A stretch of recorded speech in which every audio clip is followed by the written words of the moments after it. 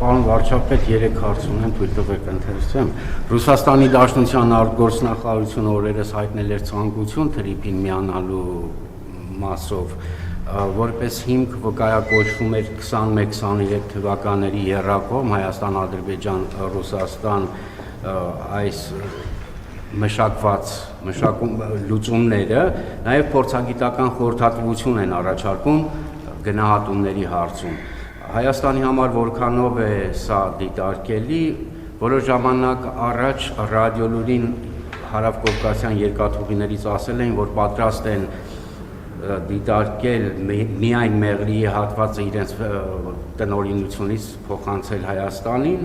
այս մասով ինչ կասեք, Հայաստանը դիմել է թե չէ եւ դիտարկում եք արդյոք այս տարբերակը, սա առաջին հարցը։ Իրոք Ինձ թվում է 3 հատ հարցեր։ 2 հարց գոնե թույլ տվեք։ Տեղեկություններ կան, որ Հայաստանին հաջողվել է հաղթահարել Եվրամիության խաղաղության աջակցության ծրագրով 20 միլիոն եվրոյի այդ խոչընդոտը, այսինքն Հունգարիան հանել է վետոն, կարող եք հաստատել սա, եթե այո, ինչ փուլում է գործընթաց եւ ինչ քաղաքական պայմանավորվածությունների արդյունքում է դա հնարավոր դարձել։ Դա ուղղվելու է պաշտպանության ծախսերին։ Շատ լավ, նախ երկաթուղի Մեղրի հատվածի հետ կապված թյուրըմբռնում կա, որովհետեւ այդ հատվածը Ռուսաստանի կառավարման ներքո չի, որ իրանք հանձնեն Հայաստանին։ Դա Հայաստանի Հանրապետության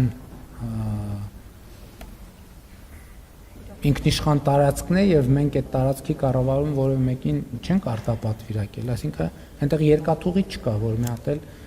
կառավարվեր որևէ մեկի կողմից, այսինքն տենց թեմա չկա։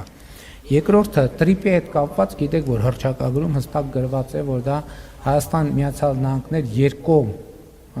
նախագիծ է եւ երրորդ երկրների ներգրավվածությունը կարող է քննարկվել միայն երկկողմ ձևաչափով, այսինքն դա հստակ ձևակերպված է եւ այս շրջանակից դուրս մեկնաբանություն տալը կոռեկտ չեմ համարի, բայց նաև ասեմ, որ ես Ռուսաստանի Դաշնության մեր գործընկերներին խնդրել եմ շտաբ կարգով զբաղվել մասնավորապես երկաթուղու երասխից մինչև Ադրբեջանի դեպի Նախճեվան սահման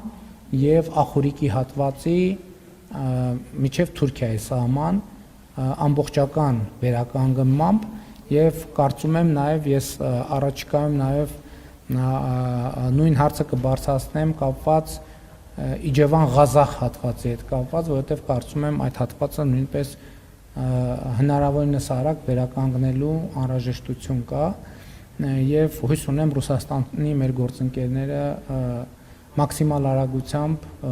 այդ խնդրանքը իրականություն կդարձնեն, ինչ վերաբերվում է եվրոպական խաղաղության գործիքին, այո, արտաքին գործերի նախարարը զեկուցել է ինձ, որ